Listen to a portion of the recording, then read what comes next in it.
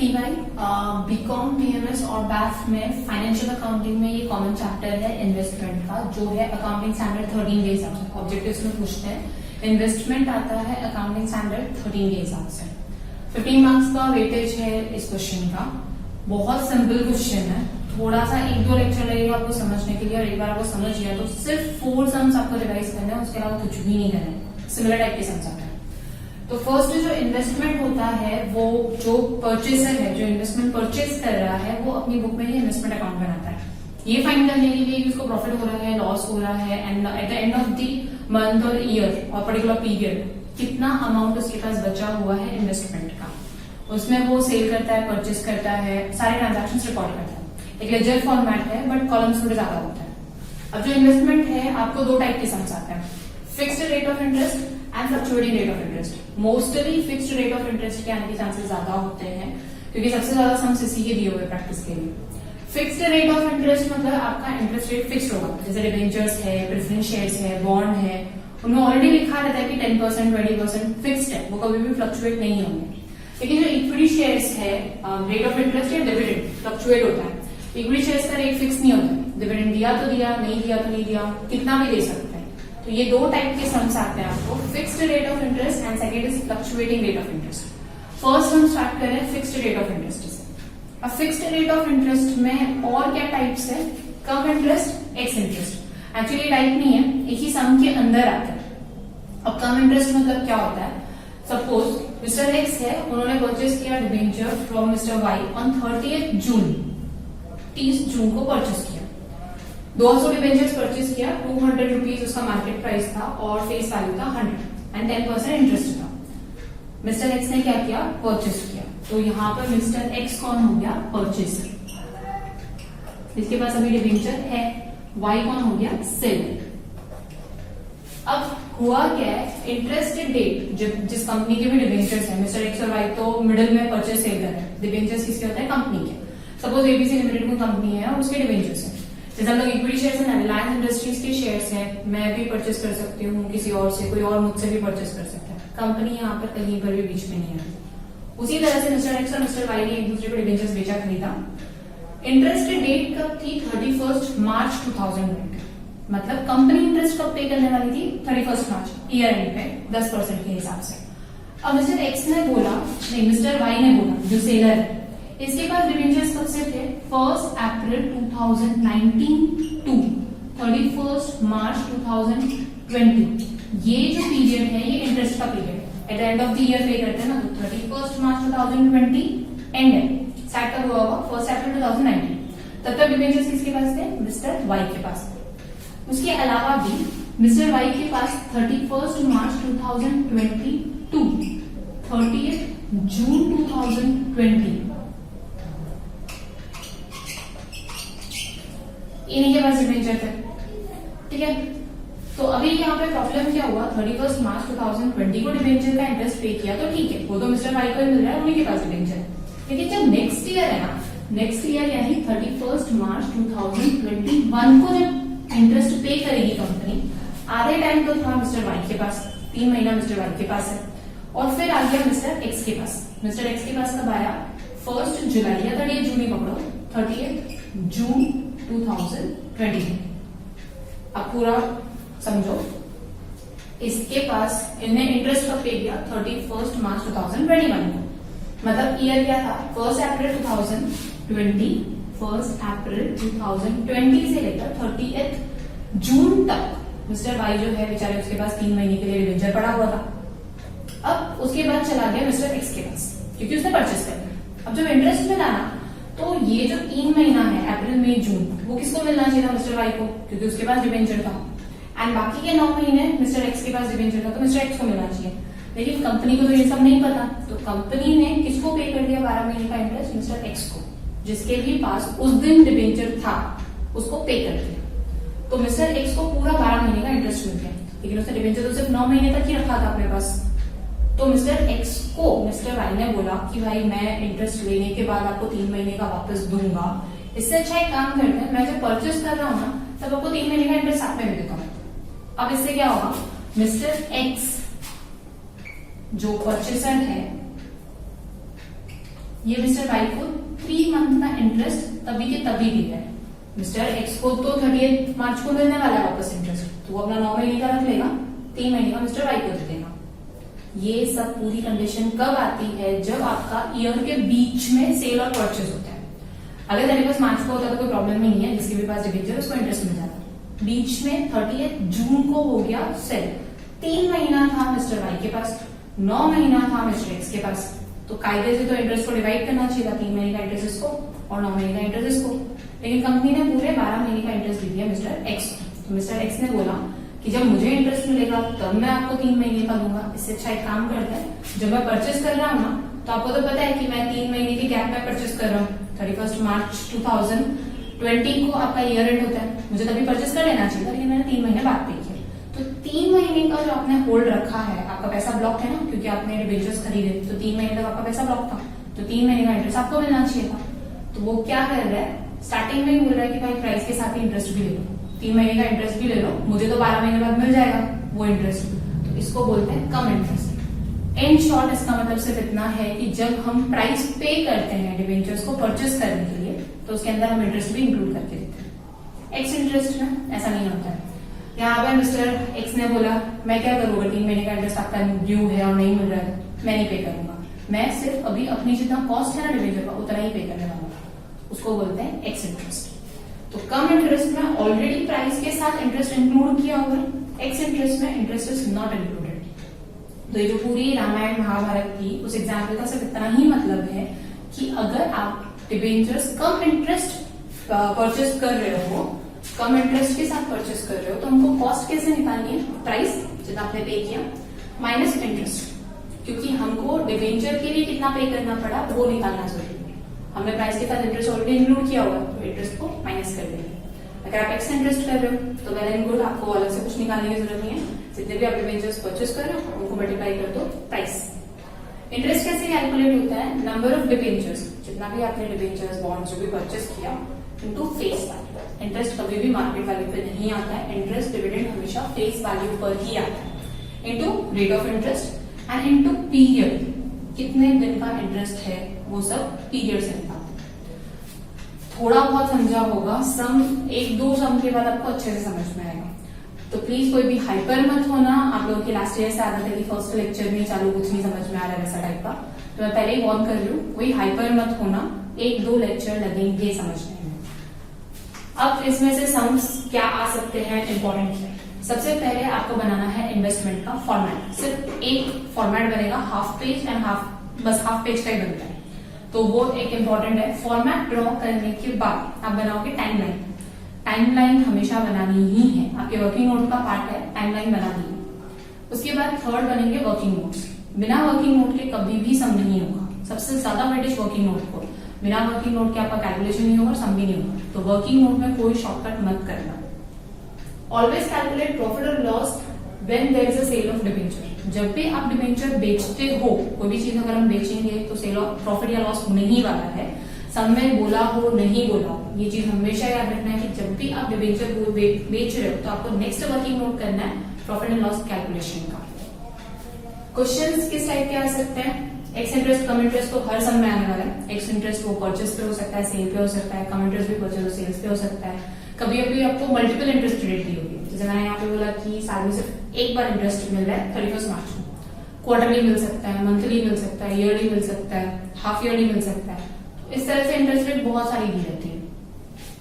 उसके अलावा different dates on the closing and interest. Mostly क्या होता है कि आपका ईयर एंड भी सेम होता है, इंटरेस्ट का जो डेट है वो भी सेम होता है, पर कभी कभी इंटरेस्ट मिल रहा है आपको 31 मार्च को, ईयर एंड हो रहा है आपका 30 जून, अलग अलग डेट्स हो जाती है। इसमें डेट सबसे ज्यादा इंपॉर्टेंट है। लास्ट मार्केट वैल्यू दिया रहता है लास्ट में क्लोजिंग में, तो आपको कंपेयर करके उसका भी प्रॉफिट और लॉस फाइंड करना पड़ता है। तो ये सारी चीजें प्लीज लिख लेना। उसके अलावा मैं नोट सेंड कर रही हूँ, वो भी ठीक से लिख लेना, समझ में आपको रीड करोगे तो धीरे धीरे आ जाएगा। इसके बाद मैं एक सम भी आज ही करवा के दे रही हूँ, वर्किंग नोट्स वगैरह सब कुछ लिखवा के दे रही हूँ। तो मैं 2 सेकंड साइड रख रही हूँ, तो आप स्क्रीनशॉट ले लो क्योंकि आपको लिखना पड़ेगा पूरा।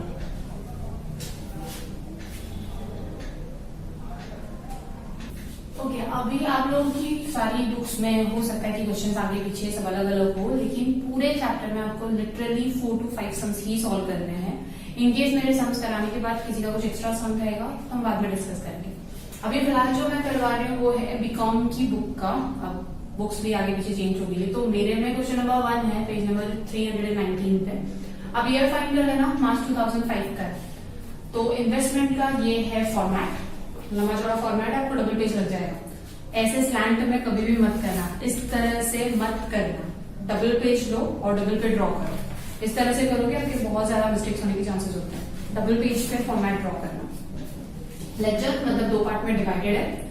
ये है डेट पर्टिकुलर्स, वर्किंग नोट, और ये अमाउंट का जो कॉलम है वो 3 में, नॉमिनल वैल्यू, इनकम, कॉस्ट। किसी किसी सम में इनकम को लिखते हैं इंटरेस्ट, कॉस्ट को लिखते हैं कैपिटल। सेम थिंग है, आपको एक ही चीज फॉलो करनी है, nominal value, income, cost. Same date particular, working note, nominal value, income, cost.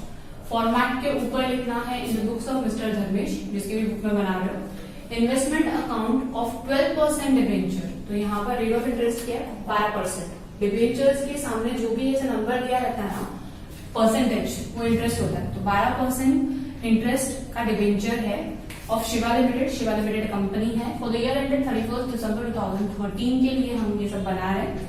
हमारा इंटरेस्ट डेट क्या है, 31 दिसंबर। अब टाइमलाइन क्या होती है, ये इस तरह से होता है, आपको हर सम में बनाना है। हमारा ईयर एंड कब है, 31 दिसंबर। हमेशा ईयर एंड ध्यान में रखना, ईयर एंड अलग अलग होंगे। 31 दिसंबर ईयर एंड मतलब स्टार्ट कब हुआ, जनवरी में। तो आपको जनवरी से लेकर दिसंबर तक के मंथ्स लिखने हैं। नाम पूरा नहीं लिखोगे चलेगा, मैं जनवरी फरवरी लिखा है शॉर्ट में। जनवरी फरवरी मार्च अप्रैल मई जून जुलाई पूरा दिसंबर तक लिखा। जनवरी क्या होगा, ओपनिंग बैलेंस। फिर सम में आप रीड करोगे तब पता चलेगा कि 1 अप्रैल को उसने परचेस किया। फिर सितंबर में क्या किया, सेल किया। दिसंबर में सेल किया है और 31 दिसंबर को इंटरेस्ट भी मिला है और वो क्लोजिंग भी शो करना है।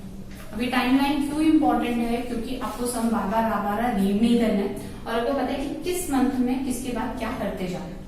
तो सबसे पहले हमको ओपनिंग की एक एंट्री करनी पड़ेगी। सेकेंड आएगी आपकी परचेस की एंट्री। थर्ड आएगी सेल, और मैंने बोला था जब भी सेल आएगा प्रॉफिट एंड लॉस भी आना चाहिए। तो थर्ड के बाद एक फोर्थ और आएगा प्रॉफिट एंड लॉस का। फिर फिफ्थ आएगा सेल का, वापस प्रॉफिट एंड लॉस। फिर आएगी इंटरेस्ट की एंट्री और लास्ट हो जाएगी क्लोजिंग। तो आपको ये टाइमलाइन से समझ में आएगा कि किसके बाद क्या क्या करते जाना है। इसलिए हर सम में टाइमलाइन बनाना बहुत ज्यादा इंपॉर्टेंट है। कुछ नहीं है टाइमलाइन, टाइमलाइन मतलब हम लोग कौन से मंथ में क्या क्या कर रहे हैं वो सब लिख के रख रहे हैं। अब सम आपकी स्क्रीन पर है, जिसकी बुक में नहीं होगा प्लीज लिख लेना। On 1 January 2013, 1012% debentures of ₹100 each of a Shiva Limited were held as investment by Mr. Dharmesh at a cost of ₹91,000. Interest is payable on 31st December. तो यहाँ पे जो सम के स्टार्टिंग में लिखा है 31 दिसंबर, वो हमको यहाँ से पता चला कि इंटरेस्ट 31 दिसंबर को पे करना है। On 1 April 2013, 20,000 of such debentures were purchased by Dharmesh at the rate 98 cum interest. 1 September 2013, 30,000 of such debentures were sold at 96 x interest, and 1 December 2013, rupees 50,000 of such debentures were sold at 19 cum interest. Interest is received on due date. Prepare an investment account for 12% debentures of Shiva Limited in the books of Mr. Dharmesh. Value closing stock as on 31st December 2013, applying accounting standard 30. The debentures were quoted at rupees 93 on 31st December 2013. तो सम read कर लिया, लिख लिया। अब timeline कैसे बनाना है, timeline के लिए वापस आप सम रीड करो। On 1 January 2013, 1012% debentures of ₹100 each of the Shiva Limited were held. Held मतलब ऑलरेडी थे, मतलब जनवरी में उसका जब ईयर स्टार्ट हुआ था तब उसके पास ओपनिंग स्टॉक थे। कितने थे, 1000 डिबेंचर्स, 12% इंटरेस्ट रेट थे। उसके बाद 1 अप्रैल को उसने 20,000 के डिबेंचर्स परचेज किए, तो ये रहा अप्रैल। 1 अप्रैल को परचेज किया है कम इंटरेस्ट पे। उसके बाद 1 सितंबर सेल किया एक्स इंटरेस्ट पे। दिसंबर में 1 दिसंबर को सेल किया, 31 दिसंबर को इंटरेस्ट मिलेगा, ये नहीं दिया है फिर भी याद रखना है क्योंकि उसका इंटरेस्ट रेट है 31 दिसंबर। 31 दिसंबर को इंटरेस्ट मिलेगा और लास्ट में उसका क्लोज हो जाएगा, मतलब हमारा ईयर स्टार्ट हो रहा है जनवरी, खत्म हो रहा है दिसंबर। एंट्री सबसे पहले करते हैं ओपनिंग डेबिट, जो भी आप परचेस कर रहे हो, जो भी आपको मिल रहा है वो सब जाएगा डेबिट में। जब भी आप सेल करोगे आएगा क्रेडिट में। इन्वेस्टमेंट हमारा एसेट होता है, तो एसेट का जो स्टार्ट होता है वो डेबिट बैलेंस होता है।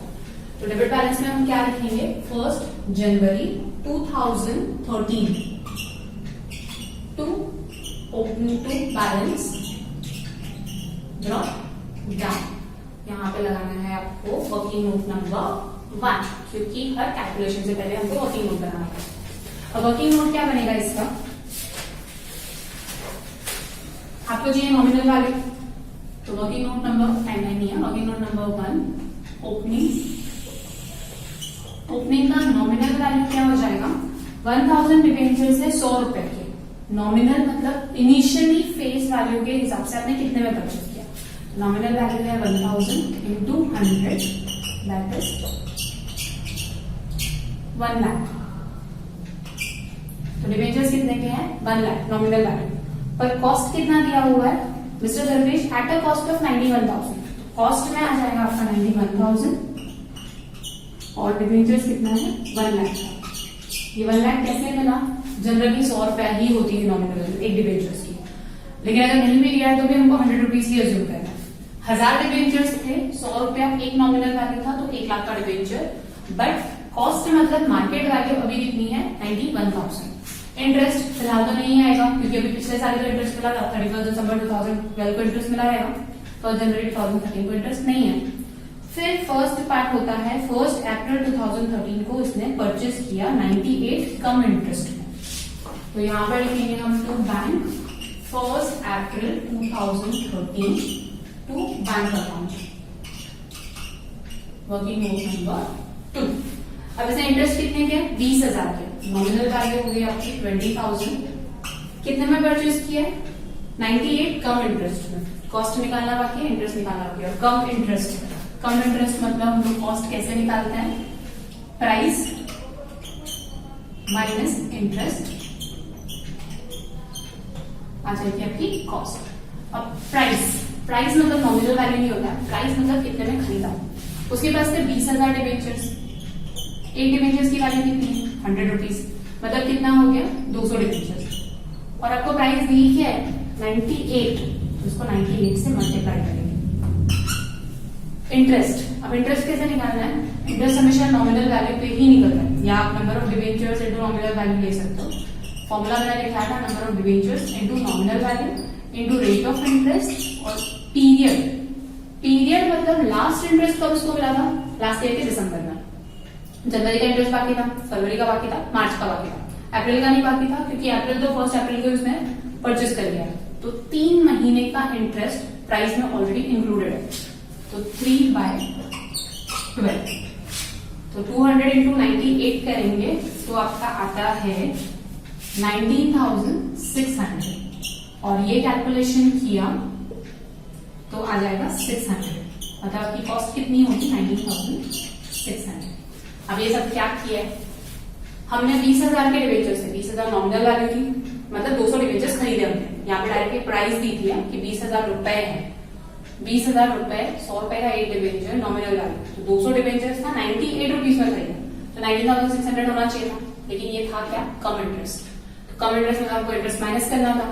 इंटरेस्ट किस पे निकलता है, same number of debentures into nominal value into rate of interest into period कैसे मिला आपको 1 जनवरी 2013 टू 31 मार्च 2013, ये क्यों लिया क्योंकि हमने डिबेंचर्स तो अप्रैल में खरीदा, लास्ट इंटरेस्ट मिला था आपको दिसंबर 2012 में मिला हो, जनवरी का इंटरेस्ट नहीं मिला, फरवरी का नहीं मिला, मार्च का नहीं मिला, अप्रैल तो स्टार्टिंग में कर रहे थे, 3 महीने का इंटरेस्ट इसके अंदर इंक्लूडेड था।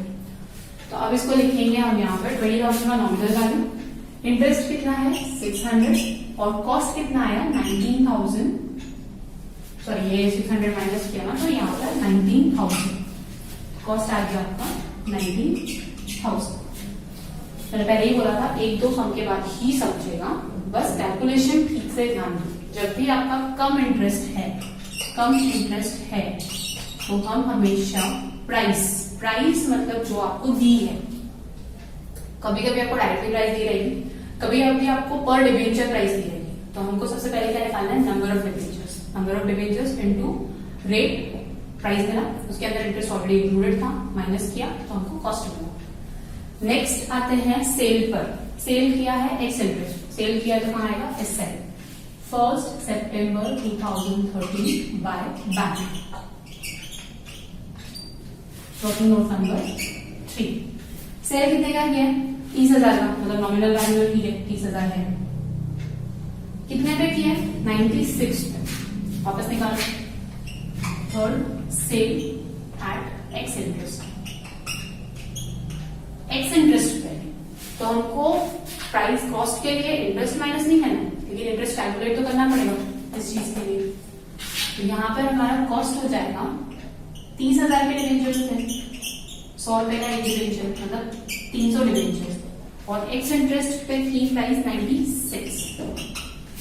अब इंटरेस्ट का कैलकुलेशन तो करना ही है। इंटरेस्ट कैसे होगा? 300 into 100 into 12% into period. Period कितना है?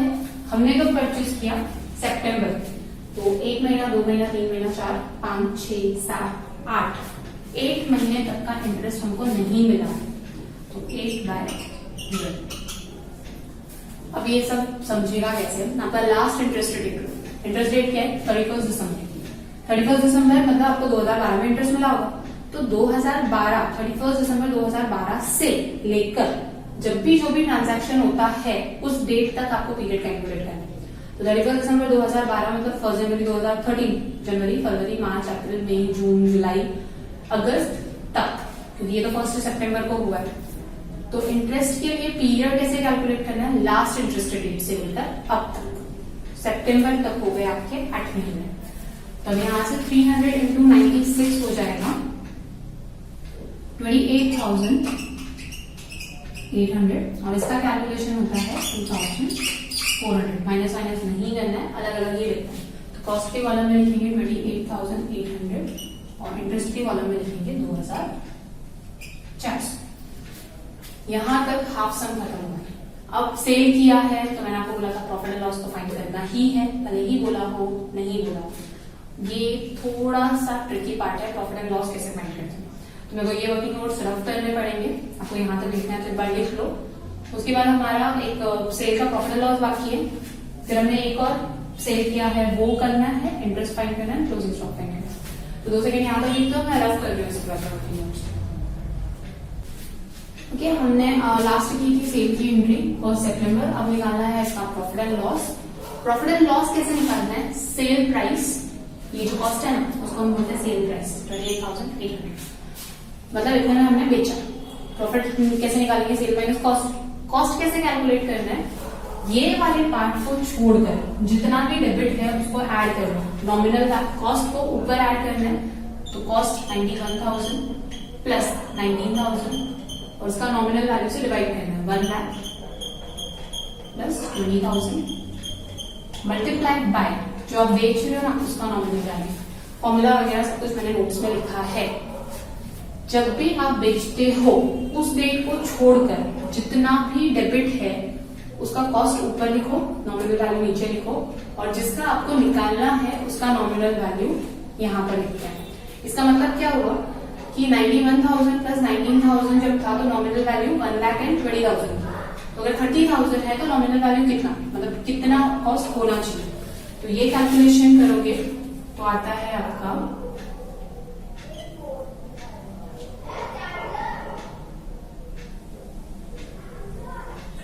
27,500, तो 1,300 का हो गया आपको प्रॉफिट।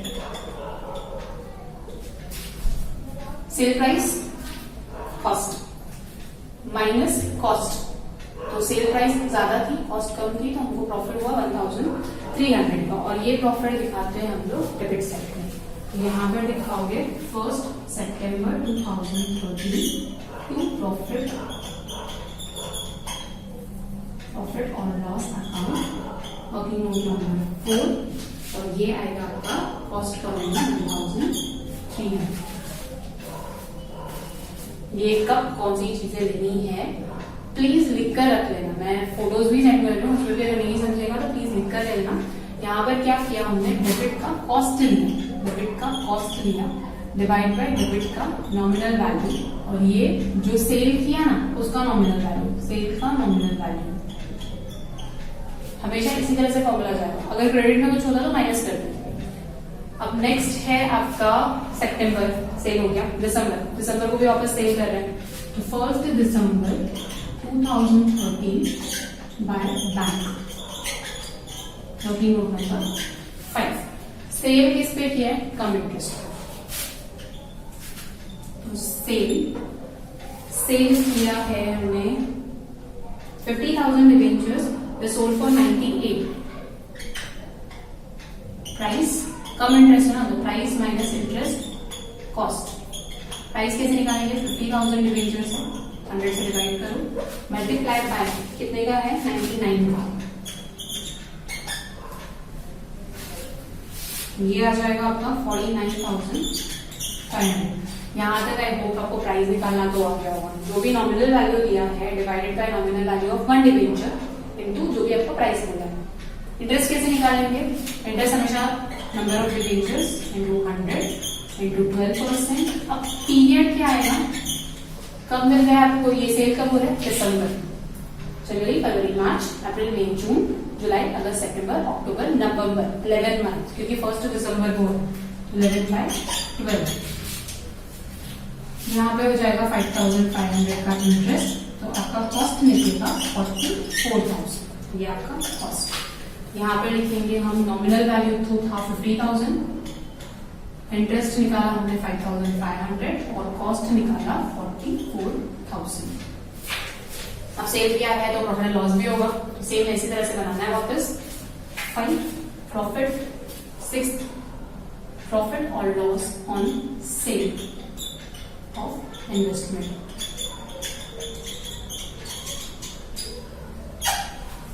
प्रॉफिट लॉस कैसे निकालते हैं, सेल प्राइस यानी जो भी आपका कॉस्ट कॉलम में दिया, कॉस्ट कॉलम में कितना दिया, 44,000 माइनस कॉस्ट कैसे निकालना है, डेबिट का टोटल। अब डेबिट में 3 है, तीनों का टोटल 19,000, 91,000 प्लस 19,000 प्लस 1,300, और क्रेडिट का जो कॉस्ट का कॉलम है माइनस करेंगे। इससे पहले क्रेडिट में क्या है, 28,800 माइनस हो जाएगा।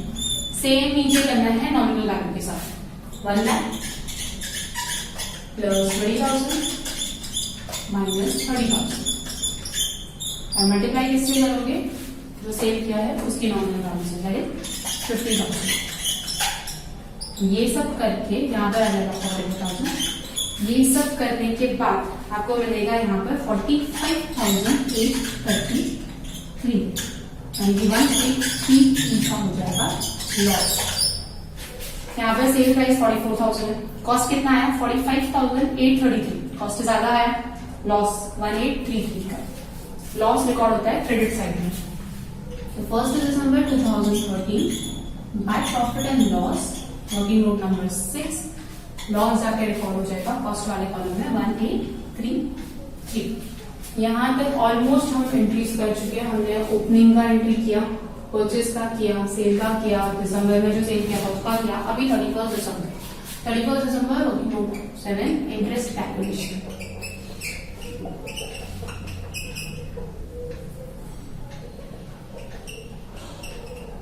अब इंटरेस्ट किस पे मिलेगा, जो भी आपके पास डिबेंचर्स बचे हैं, आपने पहले आपके पास 1 लाख था, 20,000 आप खरीदा, इसमें से 30 और 50 को बेच दिया, तो इंटरेस्ट किस पे मिलेगा, 1 लाख प्लस 20,000।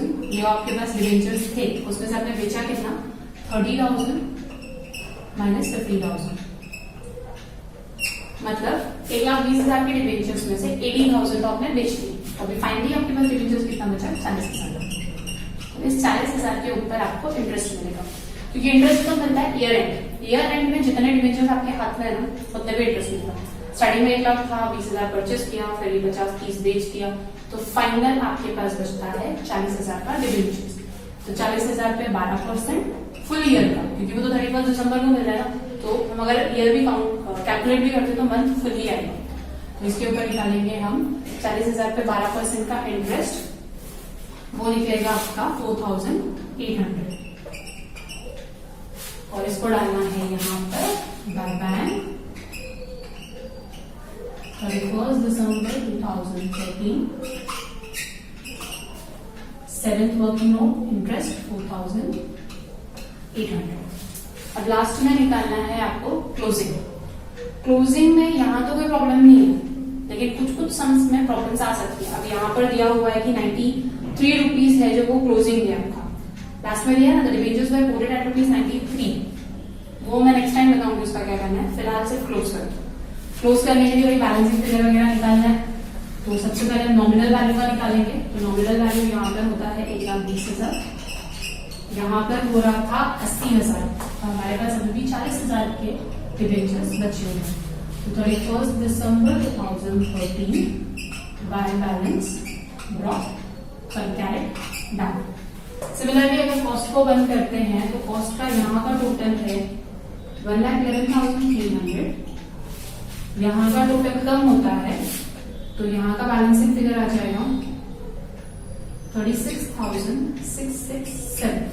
अब जब आप इंटरेस्ट को क्लोज करोगे ना तो इंटरेस्ट में यहाँ का टोटल जाता है, तो यहाँ का टोटल लिखोगे, बैलेंसिंग फिगर उस साइड में, तो यहाँ का टोटल है 12,700।